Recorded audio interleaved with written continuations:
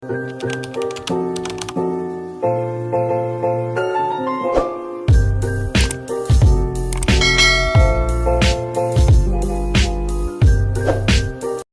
morning guys, panibagong araw na naman. At tayo po ay dito po si nanay nakahiga. Kasama ko po ngayon si Frida, si Isay, at yan po may dumating po na kandidato na asawa ni Carl Castelo. Yan po sila, nag-meeting po sila habang binibidyo ko po. At biglaan pong umulan ng malakas. Ayan po, tumutulog po yung bahay namin. Ayan po, ayan na po. Nakahiga po yung mga aso namin. Ayan po.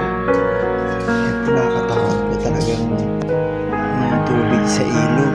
Umaragasan na naman, kaya malapit na naman kami mag-evacuate. Ayan po sila, Cookie, si Frida, nakahiga po. Nasa taas na po sila. Ayan po, sahig namin basang-basa na po kasi ang lakas po talaga ng tulog ng bahay namin. Hindi pa namin napapayos. Ayun si nanay, inupo ko na po.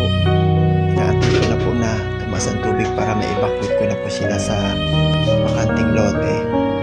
Ayun po si nanay, kasama ko kayo. Nahanda ko na po para ma-evacuate. Ayun po yung labas namin, lakas po ng ulan talaga kanina guys.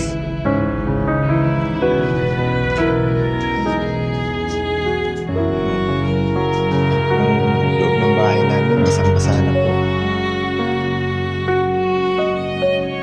Ayan. Sobrang lakas ng buhos ng ulan. Ayan po yung gilid ng bahay namin. Lumaragas na po yung ulan. Kaya po, late na po ako pumasok sa trabaho. Habang may biyahe po tayo guys. Sobrang late na po ako sa trabaho. Lalakad po ako. Ayan guys. At ngayon guys, coffee break ko na po. Kumain na po ako. Ayan po yung merienda ko. Maruya po yung merienda ko. Hindi na po ako nag-lunch kasi very late na po talaga ako pumasok. Ayan po, uwian na po tayo habang naglalakad po sa mall. At kasakay na po tayo ng bus, pauwi na po tayo ng bahay. At yan po ang ulam natin, hotdog, pancit canton, kanin yan, saka tuyo ang ulam natin.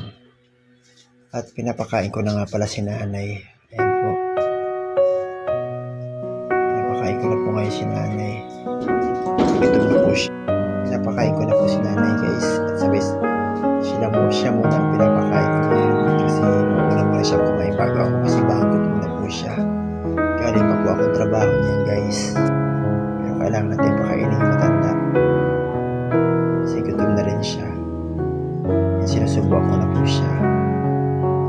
Mabagal po talaga siya kumain guys kasi nga alam mo na may sakit siyang Parkinson disease. At ako naman po ang kakain kasi nagugutom na po talaga ako.